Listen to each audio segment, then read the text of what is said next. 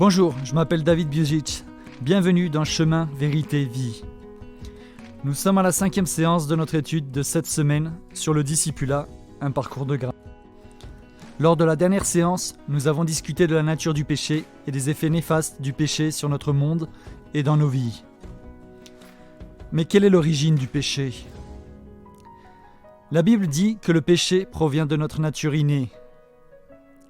Paul a écrit à l'église d'Éphèse: « Nous tous aussi, nous étions de leur nombre, et nous vivions autrefois selon les convoitises de notre chair, accomplissant les volontés de la chair et de nos péchés, et nous étions par nature des enfants de colère, comme les autres. » Tout au long de ces lettres du Nouveau Testament, Paul enseigne explicitement que les êtres humains naissent avec une nature désobéissante et pécheresse. Nous n'apprenons pas à pécher. Personne n'a besoin de nous apprendre à pécher. Nous n'avons pas assisté au cours Introduction au péché. Cela nous vient naturellement, et nous sommes plutôt doués pour ça. Jésus a dit, car c'est du cœur que viennent les mauvaises pensées, les meurtres, les adultères, les débauches, les vols, les faux témoignages, les calomnies. Le cœur est la source qui souille. Le péché provient du cœur des gens. Vous voyez un petit enfant, à peine à l'âge de marcher. Pourquoi agit-il ainsi ? Pourquoi est-il égoïste ? Pourquoi pique-t-il une colère lorsqu'il n'obtient pas ce qu'il veut ? Un enfant ne pêche pas à cause de son éducation. Il n'a pas vécu assez longtemps pour que les exemples de sa famille aient un tel effet sur lui. Un enfant pêche parce que le péché provient du cœur. Il est inné. Il n'a pas besoin d'apprendre à être égoïste. Il le fait naturellement. Le péché exposé est l'expression de ce qui se trouve déjà à l'intérieur d'une personne. Le roi David a avoué ceci. « Je suis depuis ma naissance marqué du péché, depuis quand ma mère j'ai été conçu. Le péché est attaché à moi. » C'est le fait empirique du péché originel. Qu'est-ce que cela signifie sur le plan théologique ? Chaque personne est créée à l'image de Dieu. Et Dieu est saint et bon. À l'origine, lorsqu'elle a été créée, l'humanité reflétait la nature divine. Mais la source de la sainteté et de la bonté ne nous était pas intrinsèque. Elle provenait de Dieu. En d'autres termes, essentiellement, l'humanité est bonne, car nous sommes faits pour Dieu. Mais existentiellement, nous sommes des pécheurs, éloignés de la vue de Dieu par nos choix. Essentiellement bons, existentiellement rebelles. C'est le péché originel. Nous sommes nés avec notre nature. Ce n'est pas une chose en nous qui doit être enlevée comme un vésicule biliaire en mauvais état. C'est notre prédisposition à l'orgueil et à l'égocentrisme. C'est notre tendance innée à la violence, à l'ego, à l'autosuffisance et à l'autopréservation. C'est du narcissisme au plus haut niveau. Nous n'avons pas seulement un mauvais passif, nous avons une nature déchue. Nous avons besoin de la grâce de Dieu pour nous délivrer et nous guérir de l'état de péché et des actes de péché, originels et actuels. Pour cela, nous avons besoin à la fois de justification et de sanctification. Nous devons être réformés et nos cœurs doivent être rénovés radicalement. Nos péchés doivent être pardonnés, nous devons devenir vivants au travers du Christ et purifier notre cœur par la foi. En conséquence, l'image complète de Dieu qui était perdue sera restaurée. J'en suis venu à croire que la mauvaise question à poser pour connaître l'état d'une église est: combien de personnes la fréquentent ? Il est préférable de se demander, ou du moins de se poser une autre question allant dans cette direction. Comment sont ces gens ? En effet, lorsque quelqu'un devient chrétien, son but n'est pas seulement d'apprendre à suivre le Christ, mais mener en fait une vie semblable à celle du Christ.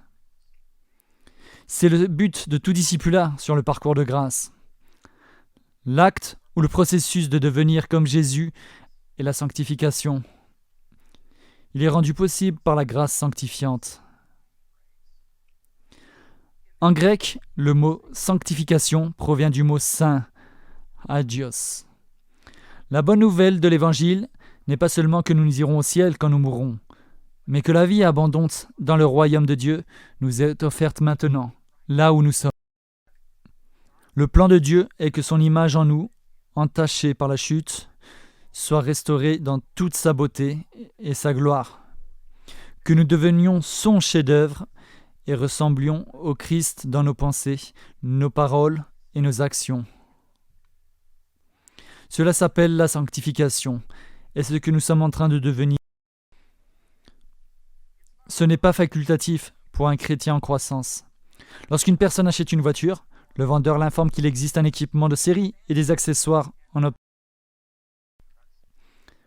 Elle sait que la voiture sera dotée d'un volant, de ceinture de sécurité et de rétroviseur, car cela fait partie de l'équipement de série. Chaque voiture en dispose. Cependant, si elle veut que la voiture soit équipée de fenêtres automatiques, de jantes en alliage et d'un toit ouvrant, elle doit le demander. Pourquoi ? Parce que ce sont des accessoires en option. Toutes les voitures n'en disposent pas. La sanctification n'est pas un accessoire en option pour un disciple de Jésus. C'est un équipement de série pour chaque modèle. Il est prévu que nous deviendrons comme Jésus, car la croissance n'est pas une option. Nous progressons toujours vers quelque chose. Nous sommes toujours en cours de formation spirituelle. Encore une fois, Paul l'affirme dans Romains 12 lorsqu'il dit « Ne vous conformez pas au siècle présent, mais soyez transformés par le renouvellement de l'intelligence. » Se conformer ou être transformé sont uniquement les deux seules possibilités dont nous disposons. Si nous ne sommes pas transformés, changés de l'intérieur vers l'extérieur, par la puissance renouvellement de Dieu, nous sommes conformés, façonnés et modelés par les forces opposées à Dieu, qui sont en liberté dans le monde. La question n'est pas de savoir si vous serez formé spirituellement, mais qu'est-ce qui vous formera ? Si Dieu ne nous forme pas, un ennemi spirituel, un adversaire, le malin, se fera un plaisir de configurer nos vies. En termes simples, le monde en dehors de Dieu déforme et malforme les gens. Dieu réforme et transforme. C'est pourquoi la sanctification, devenir comme Jésus, est si importante. Alors, comment se produit le discipulat ? Commençons-nous automatiquement à grandir spirituellement après notre salut ? Lorsque quelqu'un devient chrétien, se produit-il un changement immédiat et profond au niveau de ses habitudes et de son comportement et une transformation de son caractère ? Les chrétiens grandissent-ils uniquement par le temps et la volonté ? Étant donné que notre relation avec Dieu est personnelle, est-il préférable que les disciples de Jésus travaillent seuls ? Commençons à répondre aux questions à l'aide de la vérité suivante. Les disciples de Jésus sont nés et sont faits. La grâce salvatrice change notre état relationnel avec Dieu. Notre destinée éternelle est introduite, la puissance et l'œuvre du Saint-Esprit dans notre vie. Mais comme nous le voyons dans les enseignements du Nouveau Testament, en tant que nouveaux chrétiens, nous ne sommes pas encore mûrs de caractère. Être chrétien ne signifie pas automatiquement devenir comme le Christ. Il est nécessaire de se développer. La vertu croît au fil du temps grâce à des pratiques particulières. À la lumière de ces réalités, examinons un cadre biblique de la façon dont la croissance spirituelle se déroule par l'intermédiaire de la grâce sanctifiante. 1. La croissance spirituelle commence au salut, mais nous continuons à grandir dans la grâce tout au long de notre vie. Il existe une différence entre la sanctification et l'entière sanctification. Le débat semble toujours être de savoir si la sanctification est instantanée ou progressive. Se produit-il un moment précis ou s'agit-il d'un processus ? La réponse est la grâce sanctifiante commence au moment où nous faisons l'expérience de la grâce salvatrice, mais cela est suivi d'une croissance spirituelle dans la grâce, jusqu'à ce que dans un moment de pleine consécration et l'abandon complet de notre part, Dieu purifie et lave notre cœur. Cette expérience est appelée la entière sanctification. Cependant, même après ce moment de pleine consécration à Dieu, nous continuons à grandir dans la grâce et ne cessons jamais de grandir tant que nous vivons. Lorsque nous répondons avec foi à la grâce chercheuse, nous recevons la grâce salvatrice. Il se produit une réorientation radicale de nos priorités, une reconstitution de nos désirs. La puissance et l'œuvre du Saint-Esprit se déchaînent dans notre vie. Mais plutôt que de nous libérer instantanément de toutes nos habitudes néfastes, tous les défauts de caractère ou toutes les mauvaises dispositions que nous ayons jamais possédées, Dieu continue à agir en nous afin de nous façonner en ce qu'il veut que nous soyons. Le but de tout discipulat chrétien est de devenir de plus en plus comme Jésus. C'est pourquoi l'apôtre Paul nous rappelle simplement que nous ne nous attendons pas à ce que les bébés restent des bébés. Tout comme nous voulons qu'ils grandissent et deviennent des adultes pleinement fonctionnels, nous devons également nous attendre à ne pas rester des bébés spirituels. La croissance spirituelle commence au salut, mais nous continuons à grandir dans la grâce tout au long de notre vie. Nous devrions ressembler, agir et penser plus comme le Christ l'année prochaine qu'aujourd'hui. Ainsi, nous progressons par la grâce sanctifiante. 2. La croissance spirituelle nécessite plus que du temps. La plupart de mes amis ne savent pas que je sais jouer du piano. Je joue du piano depuis plus de 40 ans maintenant. Lorsque j'avais 10 ans, je pratiquais presque tous les jours, avec beaucoup de supervision de ma mère, pour qui la pratique du piano passait avant le football. Maintenant, je joue beaucoup moins souvent. Enfin, une fois par an. Si quelqu'un me demandait depuis combien de temps je joue du piano, je lui dirais 40 ans. Le problème est que je n'ai pas pratiqué de manière résolue. Certains enfants à l'église ne jouent du piano que depuis quelques années et sont meilleurs que moi, bien que je joue du piano depuis beaucoup plus longtemps. Il en va de même pour nos vies spirituelles. Le simple fait d'être exposé à des informations ne signifie pas qu'on les absorbe, les comprenne, les adopte et les vive.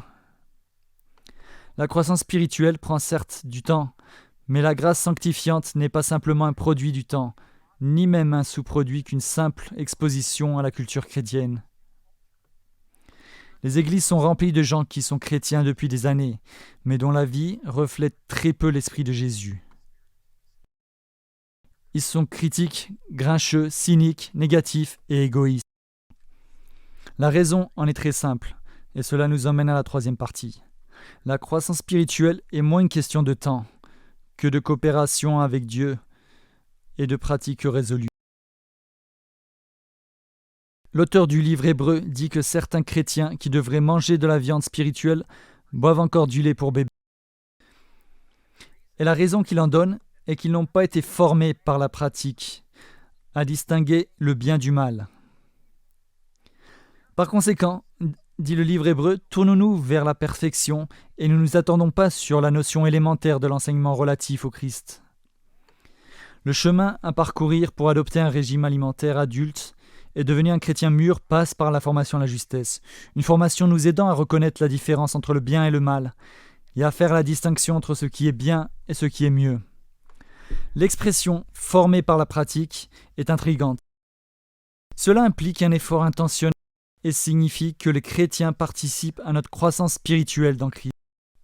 Ceci s'effectue par des pratiques particulières ou des moyens de grâce tels que la prière, la lecture des Écritures, le jeûne, la participation au culte et la participation au sacrement du baptême et de la scène du Seigneur. Nous en parlerons davantage plus tard, mais nous devons faire attention de ne pas confondre participation et contrôle. Nous ne contrôlons pas notre croissance spirituelle, ni même ne la causons. Nous contrôlons certaines choses.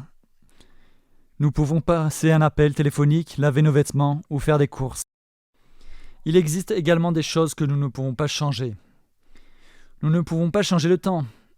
Nous ne pouvons pas changer notre génétique. Il existe des choses que nous pouvons contrôler et d'autres que nous ne pouvons pas contrôler. Les deux existent. Cependant, il existe une troisième catégorie. Les choses que nous ne pouvons pas contrôler, mais avec lesquelles nous pouvons coopérer. Par exemple, pensez au sommeil. Si vous avez des enfants, vous savez qu'il arrive un moment où vous devez leur dire « Va dormir ».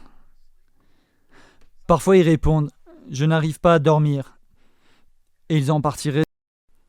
Ils ne peuvent pas s'endormir de la même manière que vous pouvez passer un appel téléphonique. En tant que parents, nous assurons à nos enfants qu'ils peuvent faire certaines choses pour s'endormir plus facilement.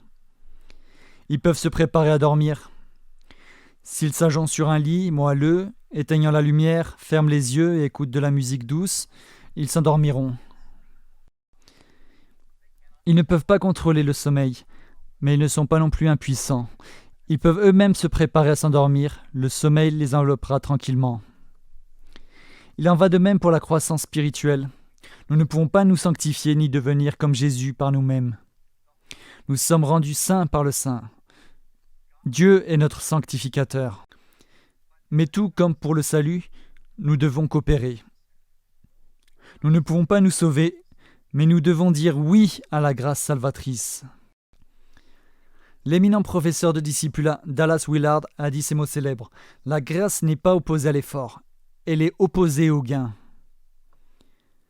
Nous coopérons avec la grâce active de Dieu en réorganisant nos vies autour des activités, des disciplines et des pratiques montrées par Jésus-Christ. Et nous y participons, non pas pour gagner notre sanctification, mais pour accomplir par la pratique ce que nous ne pouvons pas faire maintenant en essayant plus fort. 4. La croissance spirituelle est un effort commun. L'un des aspects des plus importants de la description par Paul du parcours de grâce est que nous ne pouvons pas cheminer seuls. La responsabilité, l'encouragement, l'exhortation, la prière d'intercession et le soutien sont impossibles sans les autres. Nous devenons un peuple saint ensemble. Nous entendons la voix de Dieu le plus clairement dans la communauté. L'amour est superficiel jusqu'à ce qu'il soit vécu dans le cadre de relations réelles. Le parcours de grâce est un travail d'équipe. Voici donc l'équation de la sainteté. Grâce sanctifiante, plus coopération avec Dieu, plus communauté chrétienne, égale ressemblance avec le Christ. Les chrétiens sont appelés à grandir dans la grâce. En d'autres termes, nous devons grandir pour ressembler à Jésus. Nous recevons une nouvelle vie du Christ afin de pouvoir grandir dans le Christ. Dieu refait et remodèle. C'est la grâce sanctifiante. Dieu ne nous sauve pas seulement, il nous transforme. Il nous accepte au stade où nous sommes, où nous trouvons, mais nous aime suffisamment pour ne pas nous y laisser. Il réinvente, refait et remodèle. Lorsque nous nous offrons à Dieu le Père en nous consacrant complètement et en nous abandonnant entièrement, Dieu le Saint-Esprit nettoie et purifie nos cœurs et nous refait ainsi à l'image de Dieu le Fils. Nous devenons semblables au Christ dans nos pensées, nos paroles et nos actes. Aucun aspect de notre vie n'est exclu du contrôle de Jésus-Christ. Nous enlevons nos mains du volant et laissons Jésus diriger et donner les ordres. Nous disons : Tu as été mon sauveur, le salut. Maintenant je m'incline et fais de toi mon Seigneur. Sanctification. Nous sommes mis à part dans un but saint et l'amour parfait de Dieu commence à circuler à travers nous. Nous commençons à aimer vraiment Dieu de tout notre cœur, notre esprit et notre force, et notre prochain comme nous-mêmes. C'est la grâce sanctifiante. Rejoignez-nous à la prochaine séance pour en savoir plus sur l'aspect suivant de notre parcours de grâce, la grâce soutenante.